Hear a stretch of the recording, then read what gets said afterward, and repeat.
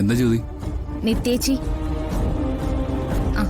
നിത്യേച്ചിയോട് അച്ഛനൊന്ന് അങ്ങോട്ട് വരാൻ പറഞ്ഞു. എന്തിന്? എനിക്കറിയില്ല. അവിടെ ഒരു പാർട്ടി നടക്കല്ലേ, അങ്ങോട്ട് വരാൻ എനിക്ക് താല്പര്യമില്ലെന്ന് അച്ഛനോടൊന്ന് പറഞ്ഞേക്ക്. പറയാനുള്ളത് അച്ഛനോട് വന്ന് നേരിട്ട് അങ്ങ് പറഞ്ഞാ മതി. ഞാൻ വരില്ല. അച്ഛൻ വന്ന് നേരിട്ട് വിളിച്ചാലും ഞാൻ വരില്ല. ഇത്രയും കാലം നിന്ന വീടല്ലേ, അച്ഛൻ മാത്രമല്ലല്ലോ, അമ്മയും ഉണ്ടല്ലോ അവിടെ.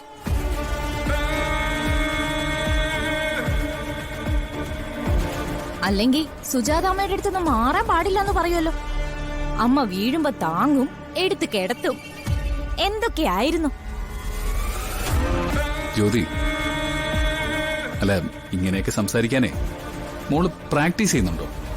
അല്ല ഇത്ര പെട്ടെന്ന് വാചകങ്ങളൊക്കെ ഷാർപ്പാക്കാനേ, ഈ പെട്ടെന്ന് എല്ലാരും ദേഷ്യം പിടിപ്പിക്കാന്നൊക്കെ പറഞ്ഞാ അതൊരു പ്രത്യേക ടാലന്റ് തന്നെയാ.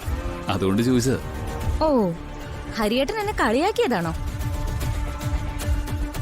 സത്യത്തിലേ എനിക്ക് ഹരിയേട്ടനോടാ പുച്ഛം തോന്നുന്നേ. തോറ്റു തോറ്റു പാതാളം വരെ പോയിട്ടും നിങ്ങൾ ഇപ്പോഴും അഭിമാനബോധം കാണിക്കാൻ നിൽക്കുന്നുണ്ടല്ലോ. വേറെ ആരെങ്കിലും ആണെങ്കിലേ അച്ഛൻ വിളിച്ച ഒന്ന് പോയി നോക്കിയിട്ട് വരാൻ സ്വന്തം ഭാര്യയോട് പറയില്ലേ? അതെങ്ങനെയാ? മനസ്സ് മുഴുവൻ എന്റെ ഏട്ടനോടുള്ള പ്രതികാരമല്ലേ. പ്രതികാരവും മനസ്സിൽ വെച്ച് ഹരിയേട്ടൻ വെറുതെ ഇരിക്കത്തേയുള്ളൂ. എന്റെ ഏട്ടനെ തൊടാനോ ഏട്ടന്റെ അടുത്ത് എത്താനോ ഹരിയേട്ടനെ കൊണ്ട് പറ്റില്ല. നിത്യേച്ചി വരുന്നെങ്കി വാ, ഞാൻ അങ്ങോട്ട് പോവാ.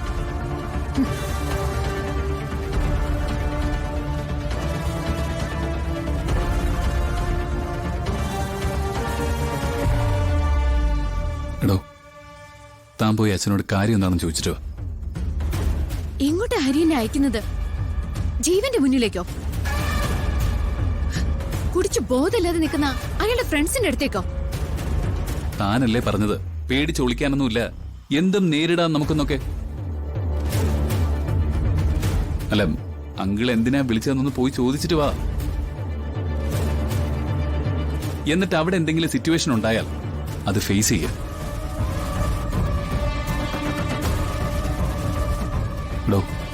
വിളിക്കുന്നത് തോൽപ്പിക്കാൻ വേണ്ടിയാ, പക്ഷെ തോറ്റു കൊടുക്കില്ല എന്ന് താനൊന്ന് ഉറപ്പിക്കുക. അല്ല തനിക്ക് ധൈര്യമില്ലെങ്കിൽ പോണ്ട. എനിക്ക് ധൈര്യമുണ്ട്. ഞാൻ എന്തിനാ പേടിക്കുന്നേ? ഞാൻ പോയിട്ട് വരാം, ഇപ്പൊ തന്നെ പോയിട്ട് വരാം.